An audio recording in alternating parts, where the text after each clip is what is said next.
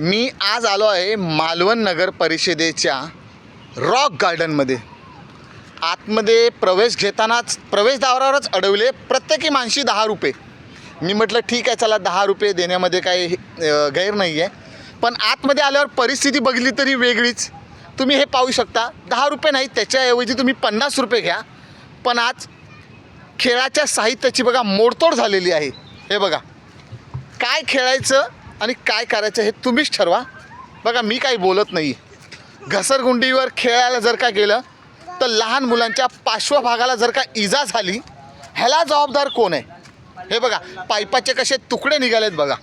झोपाळे तर गायबच आहात. हे बघा, ह्या साखळ्या लटकतात आहे.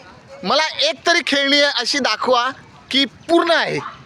हे बघा, काहीच नाही, फक्त 12 वर्षाच्या मुलाखालील. हे बघा, ही ॲक्टिव्हिटी बघा, माझा मुलगा अक्षरशः पडला असता. हे बघा, काय आहे, रशा बांधून ठेवलेले आहेत. सो गाईज, पर्यटक येतात, पैसे देतात, त्याबद्दल वाद नाही आहे. पण बघा ना तुम्ही, हे काय, हे बरोबर आहे का चूक आहे हे तुम्हीच सांगा मला.